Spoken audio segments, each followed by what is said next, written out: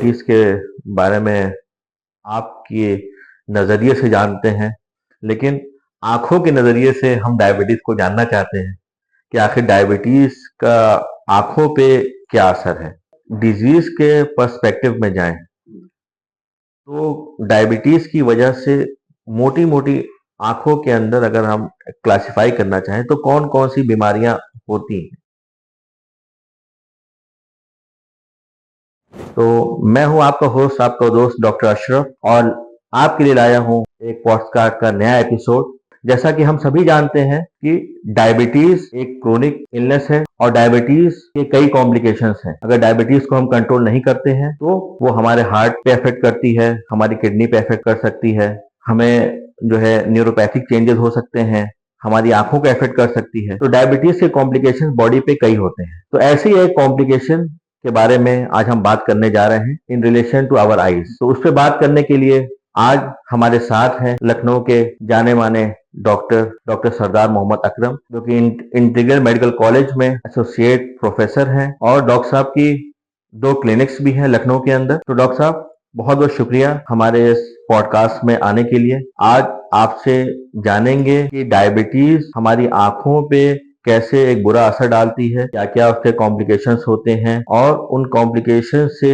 बचने के लिए हम क्या क्या कर सकते हैं जिससे कि हमें आगे चल के परेशानी ना हो। तो डॉक्टर साहब, बहुत बहुत शुक्रिया।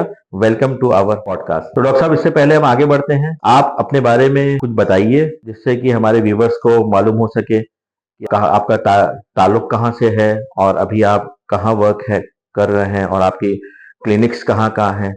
मैं आपका जूनियर ही था और मैंने भी अलीगढ़ सरकारी महाविद्यालय की और वहीं से एमबीबीएस किया, फिर वहीं से पीजी किया, वहाँ 2 साल जॉब भी की। उसके बाद फिर मैं लखनऊ आया तो यहाँ मैंने हॉस्पिटल ज्वाइन किया और यहाँ पे आई डिपार्टमेंट में बहुत अच्छे से काम हो रहा है और काम हम लोग कर रहे हैं एज ए टीम। और इसके साथ साथ जो क्लिनिक्स भी हैं शहर में, जहाँ थोड़ा बहुत अपना पार्ट टाइम दे देते हैं। डायबिटीज के बहुत सारे पेशेंट्स हमारे पास आते हैं, रेफरल भी आता है और कुछ कभी कभार न्यू पेशेंट्स भी आते हैं, प्रॉब्लम होती है। तो डॉक्टर साहब, आपकी जो क्लिनिक है ये कहाँ है, मतलब ये लखनऊ में कहाँ है ये? एक क्लिनिक हमारी मुक्ति गली में है, टॉप साइड में हाई क्लिनिक, और एक क्लिनिक में रेजिडेंस के सारे अच्छा, तो डॉक्टर साहब बताइए, शुरू करने से पहले थोड़ा सा डायबिटीज के बारे में आपके नजरिए से जानते हैं। मैं तो डायबिटोलॉजिस्ट हूँ ही, लेकिन आंखों के नजरिए से हम डायबिटीज को जानना चाहते हैं कि आखिर डायबिटीज का आंखों पे क्या असर है। जैसा कि हम लोग जानते हैं, डायबिटीज एक एबनॉर्मल शुगर मेटाबॉलिज्म की बीमारी है, जिसमें कि ब्लड शुगर लेवल्स हमारी बॉडी में नॉर्मल लेवल्स से बढ़ जाते हैं और ठीक से उसका रेगुलेशन नहीं। और जहां तक आई का सवाल है, आई में भी ब्लड वेसल्स हैं हमारी रेटिना में, और जो सप्लाई करती है हमारे ऑप्टिक नर्व को सप्लाई करती है। जिस तरह से और ब्लड वेसल्स जो मेजर ऑर्गन्स हैं, हार्ट, किडनी, इस तरह को सप्लाई करती है, उस तरह से आई में ब्लड की सप्लाई।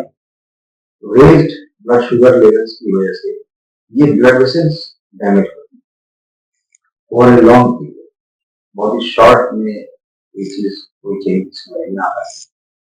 और लॉन्ग पीरियड अनकंट्रोल रहने की वजह से रेटिना में स्वेलिंग आती है और जो ब्लड वेसल्स हैं वो एबनॉर्मल फ्लो करने लगते हैं, और जो न्यू ब्लड वेसल्स बनते हैं उसकी वजह से वो लीकेज आ जाता है टिश्यू में।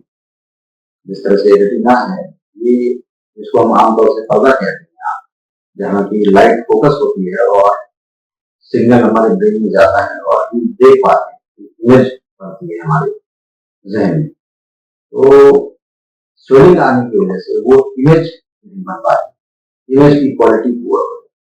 और क्रोनिक होने की वजह से और लंबे अरसे में धीरे धीरे ब्लीडिंग भी हो जाती अच्छा। है और कुछ ऐसी चीजें भी वहां डिपॉजिट होने लगती हैं जिससे कि रेटिना का टिश्यू डैमेज होने लगता है, परमानेंटली डैमेज होने अच्छा डॉक्टर साहब, ये बताइए कि ये चेंजेस कितने दिनों में आते हैं? जैसे अगर कितने दिनों तक शुगर अनकंट्रोल रहे तो ये सारे चेंजेस दिखने लगते हैं? लगता है। ये लेवल ऑफ कंट्रोल के ऊपर डिपेंड करता अच्छा। है। अगर वैल्यूज देखें हम, HbA1c जो हमारे खून बनने का शुगर का एस्टिमेट हम, अगर HbA1c 8 से कम है तो चेंजेस आने में काफी टाइम लगेगा और इसको हम एक तरह से कहेंगे कि कंट्रोल है but not a good control. जी।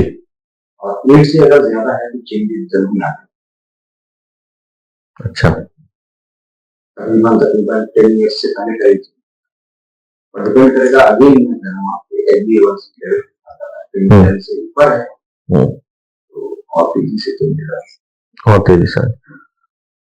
अच्छा डॉक्टर साहब, एक बात ये बताइए कि ये मतलब हमारी आई साइट को किस किस लेवल पे वीक करती है? मतलब कि आईज पे इसका असर कहाँ कहाँ होता है? अगर हम लोग देखें तो पेशेंट्स जो आ रहे हैं वो ज्यादातर अगर वो रेफर होके आ रहे हैं, इनिशियल तो दिखा चुके हैं और वहां से आ रहे हैं तो उनको मालूम होता है कि ये सब चीजें जो प्रॉब्लम है कि हमारी शुगर की एबनॉर्मल लेवल्स। बाद दफा जो पेशेंट आते हैं उनको मालूम ही नहीं होता है अच्छा। कि ये प्रॉब्लम जो है ये क्यों आ रही है। और पेशेंट आता है सबसे इम्पोर्टेंटली विजन की कंप्लेंट, विजन की कंप्लेंट लेके क्लियर नहीं दिखा है या ब्लड दिखा है तो जब चेक किया जाता है तब जाके पता चलता है फंडस एग्जामिनेशन जिसको हम लोग कहते हैं हृदय की जांच। अच्छा। तो फंडस एग्जामिनेशन में पता चलता है कहाँ कहाँ पे डैमेज हुआ है। अच्छा। अच्छा डॉक्टर साहब, आपको मैं बीच में इंटरप्ट करूंगा, सॉरी। मैं इससे पहले एक बार बस ये जानना चाह रहा हूँ कि जैसे डिजीज, मतलब जैसे है ना, आपने कहा ना सिर्फ आई साइट की वीकनेस को वजह, अगर हम डिजीज के पर्सपेक्टिव में जाएं तो डायबिटीज की वजह से मोटी मोटी आंखों के अंदर अगर हम क्लासिफाई करना चाहें तो कौन कौन सी बीमारियां होती हैं? मतलब डायबिटीज के अगर कॉम्प्लिकेशन अगर हम नाम लें। तो शुरुआत होता है नॉन प्रोलिफरेटिव। अच्छा। जब आपकी आंखों में या पेशेंट की आंखों में न्यू ब्लड वेसल्स नहीं बन रहे जी। उसके बाद इसी की कैटेगरी होती है माइल्ड, मॉडरेट, सीवियर। सीवियर के बाद अगर अनकंट्रोल रहा, अभी भी नहीं कंट्रोल किया गया तो ये प्रोलिफरेटिव डायबिटिक रेटिनोपैथी की स्टेज। अच्छा। जहां न्यू ब्लड वेसल्स कम बनने लगे और अब रिस्क होता है फर्दर डिटोरिएशन का, विजन का, पेशेंट का, जिसमें कि ब्लीडिंग भी हो सकती है और ब्लीडिंग हो जाने के बाद रेटिना भी डिटैच हो सकता है, पर्दा अपनी जगह से हट सकता है और परमानेंटली डैमेज हो सकता है। जी। और एडवांस्ड केसेस में बहुत ज्यादा ब्लीडिंग हो सकती है, पूरी आई में अंदर ब्लड हो सकता है और बहुत ही ड्रेडेड कॉम्प्लिकेशन है ग्लोकोमा, जिसकी वजह से आई का प्रेशर भी बहुत ज्यादा बढ़ सकता है। अच्छा, ग्लोकोमा भी हो सकता है जी।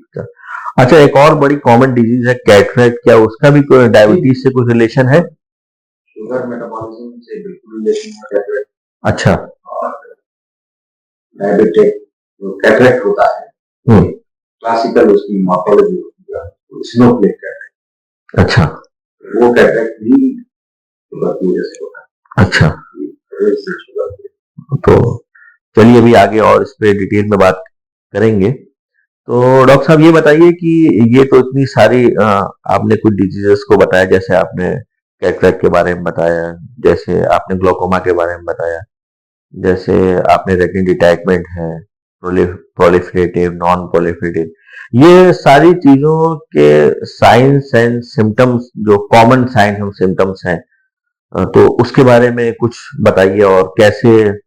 इसमें आमतौर से पेशेंट को जो विजन डिग्रेडेशन होता है, पहले तो ये ब्लरिंग से शुरू होता अच्छा है, उसकी निगाह धुंधली हो जाती है और खास तौर से सेंट्रल विजन को इन्वॉल्व करता है। ओके यानी कि आप जिस चीज को देखना चाहेंगे वो चीज आपको क्लियर नहीं दिखेगी, आसपास की चीज।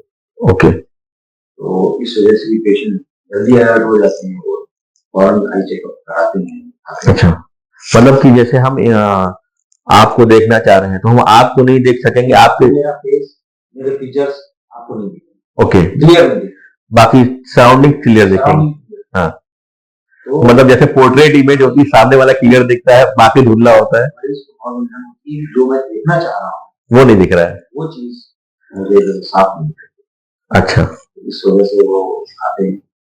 दूसरा इसमें ये चीज ग्रेजुअल होता है और ये धीरे धीरे धीरे इंक्रीज करता है अच्छा अगर ट्रीटमेंट नहीं किया गया। और ओके उसके बाद करते करते जब न्यू ब्लड वेसल्स बनने लगते हैं वो किसी भी टाइम बीट कर सकते ओके हैं। वंस इट हैज ब्लड, एक बार अगर ब्लीडिंग हो गई तो फिर सडन विजन लॉस होता है।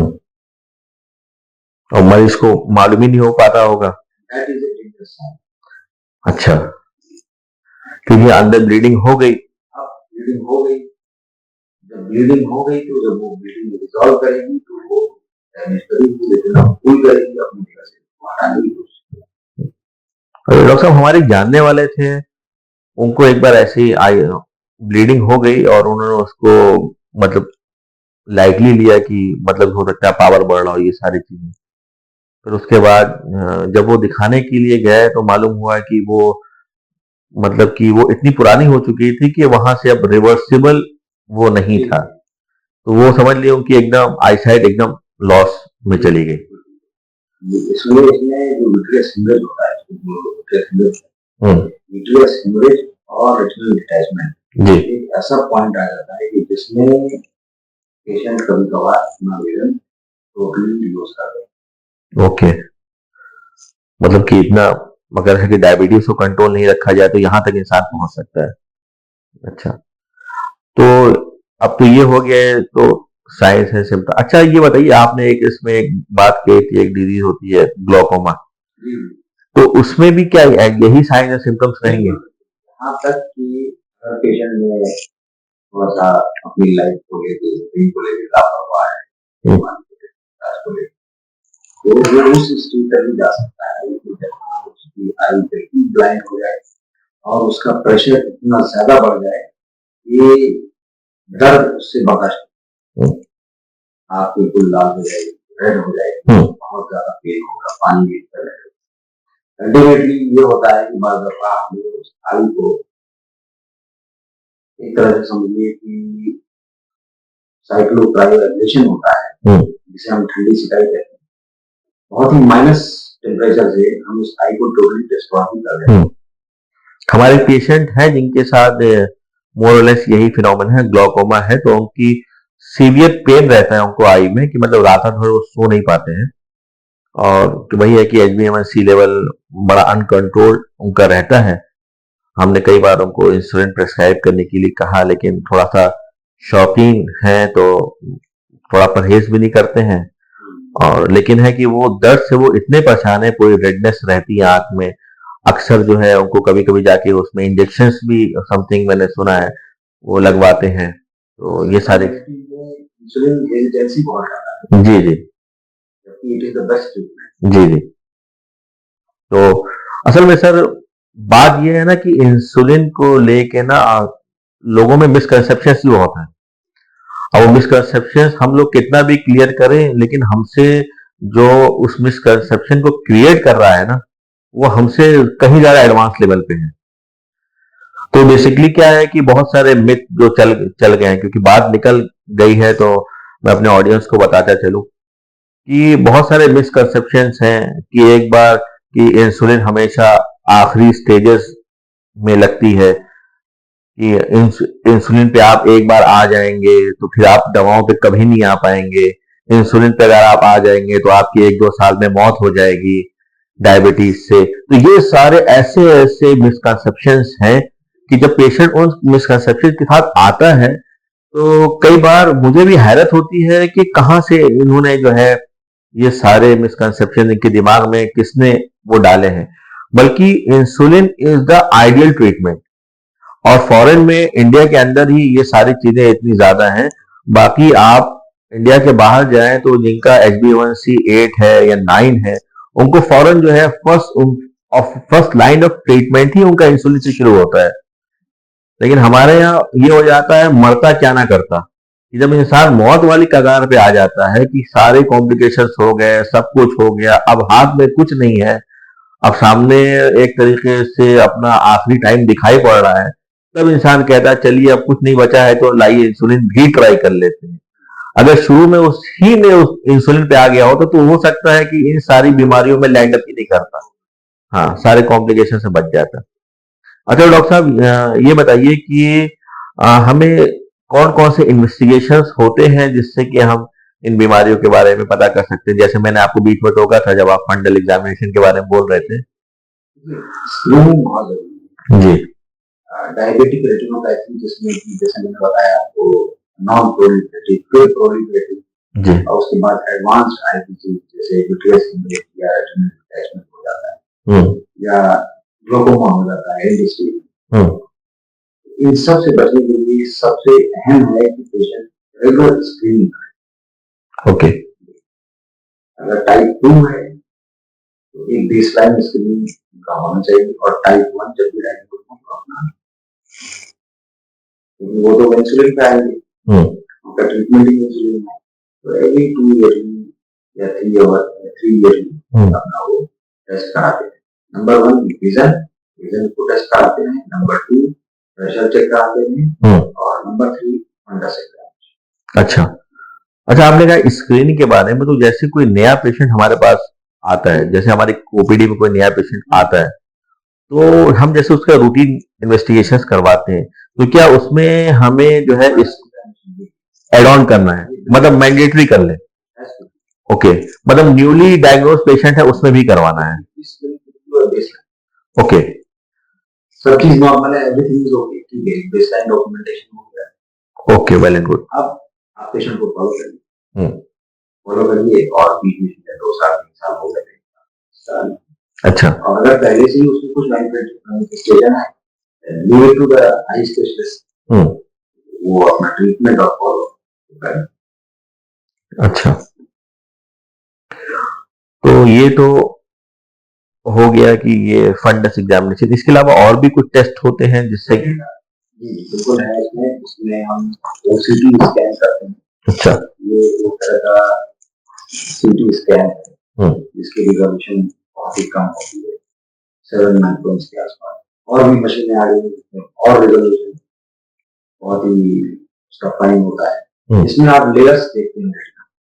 अच्छा, तो आपको ये पता चल जाता है कि स्वेलिंग कहाँ आ सकती है या कहाँ पर है, और कुछ भी एबनॉर्मेलिटी जो होगी वो उसमें है।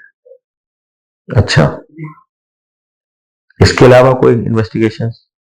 एडवांस केसेस में जहां blood vessels, new blood vessels बन गए हैं या आपको डाउट हो रहा है, तो you can go for angiography.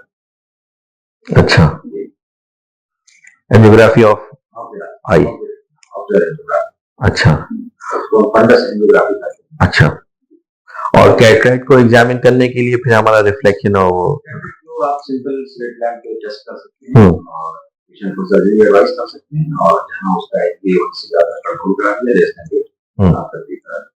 अच्छा अच्छा, जैसे हम आई की सर्जरी फॉर एग्जांपल प्लान करते हैं, मेरा अपना एक क्वेश्चन है। फॉर एग्जांपल जैसे हमें किसी के पास भेजना है उसकी डायबिटीज को कंट्रोल करने के बाद, तो उसमें फास्टिंग ब्लड शुगर कितनी होनी चाहिए और पोस्ट प्रेंडियल कितनी होनी चाहिए, ये कुछ इसका? इसमें अलग अलग जो बॉडीज है वो अलग अलग रिकमेंडेशन देती हैं। जो आपका अमेरिकन हार्ट एसोसिएशन है, तो दे गिव अ रिकमेंडेशन, वो HbA1c के ज्यादा okay, it should be less than 8 or less than 8. Okay, whether treated or untreated, less than 8 hours. और जो इंडियन बॉडीज हैं जैसे ऑल इंडिया ऑप्थेल्मोलॉजिकल सोसाइटी, तो उनका ये कहना होता है कि आप लेस देन 200 ही सर्जरी कर सकते हैं। लेस देन 200 दैट इज पोस्टप्राइमरी और rental, and fasting should be less than 1। क्योंकि एक आध डॉक्टर्स के पास मैंने भेजा था तो उन्होंने कहा था कि जब तक आपकी शुगर पोस्ट पेरेंडियल 150 के नीचे नहीं आएगी हम ऑपरेशन नहीं करेंगे। तो इट वाज क्वाइट सरप्राइजिंग कि इतने नहीं, सर्जरी यदि अपने आप में स्ट्रेस होता है फॉर द पेशेंट, तो थोड़ा सा बिल्कुल हाई भी मत रखिए आप, बिल्कुल स्ट्रिक्ट कंट्रोल में मत रहिए, थोड़ा सा आपको मार्जिन देना पड़ेगा। पेशेंट उस टाइम स्ट्रेस में होता है। जी जी, और स्ट्रेस में वैसे ही शुगर लेवल फ्लक्चुएट करते हैं। जी जी। अच्छा सर, ये तो हो गया। अब ये बताइए कि इसके ट्रीटमेंट ऑप्शंस क्या है, जो कॉम्प्लिकेशंस हैं इनके। इसमें बहुत ही इम्पोर्टेंट चीज एक होती है सेल्फ मॉनिटरिंग। पेशेंट अपनी विजन की सेल्फ मॉनिटरिंग करे। एक ग्रिड आता है जिसे ग्रिड, ये ऑनलाइन भी अवेलेबल है, आप उसको डाउनलोड करके पेशेंट को दे सकते हैं कि अपनी विजन को इसमें आप चेक करते हैं। इसमें एक्चुअली एक सेंट्रल डॉट होता है जहाँ हमें देखना होता है, और चारों तरफ यूनिफॉर्म स्क्वायर्स बने होते हैं। तो पेशेंट को आपको ये इंस्ट्रक्ट करना है कि आप इसको बीच बीच में रीडिंग डिस्टेंस पे रखिए, अपनी विजन को स्क्रीन करते हैं, सेंट्रल डॉट की तरफ देखिए और स्क्वायर्स पे ध्यान दीजिए आप, कोई लाइन मिसिंग तो नहीं है, कोई स्क्वायर मिसिंग तो नहीं है, कोई ब्लैक स्पॉट तो नहीं आ रहा है वहां पे, और उसका कॉन्फ़िगरेशन बिल्कुल सिमेट्रिकल है या नहीं, कोई लाइन आपको टेढ़ी मेढ़ी तो नजर नहीं आ रही, कोई स्क्वायर मिसिंग तो नहीं आ रहा है, छोटा बड़ा तो नहीं नजर आ रहा है। तो जब भी ऐसा हो तो पेशेंट को आप फौरन अपना फंडस एग्जामिनेशन कराए, और जरूरत है तो ओसीटी कराए, और उसके बाद वो ट्रीटमेंट अपना प्लान करें। अच्छा, तो ट्रीटमेंट ऑप्शन तो हमारे ऑपरेशंस, ट्रीटमेंट ऑप्शंस जहां तक डायबिटिक रेटिनोपैथी का सवाल है, इसमें कंजर्वेटिव नहीं होता है। लोग नॉर्मली प्रेस्क्राइब करते हैं जो नॉर्मल एनएसएड्स होते हैं, non steroidal anti inflammatory eye drops, antioxidant capsule देते हैं पेशेंट को। अच्छा, पर प्राइमरी कंसर्न होता है हमारा वो ये रहता है कि blood sugar has to be control. Okay. और भी जो इसके साथ एटेन्यूएंट फैक्टर्स हैं, hypertension, blood pressure should be control, lipid levels अगर डिरेंज है तो lipid levels should be also control. तो ये चीजें आपको कॉम्बिनेशन में मिलती होंगी अपनी प्रैक्टिस में, तीनों चीजों का कंट्रोल होना बहुत जरूरी है। अच्छा, तो ये एक दूसरे को एग्रीवेट करते हैं ये फैक्टर्स। और उसके बाद अगर स्वेलिंग बहुत ज्यादा है, सेंट्रल विजन पेशेंट की बहुत ज्यादा डिस्टर्ब है, तो हम तो आज के जमाने में इंजेक्शंस बहुत ही पॉपुलर हो रहे हैं जो कि स्वेलिंग को दूर कर देते हैं और पेशेंट को अच्छी नजर आ जाती है। इसका एक कोर्स होता है, मंथली इंजेक्शन 3 महीने के लिए, और उसके बाद add on injection depending upon the response.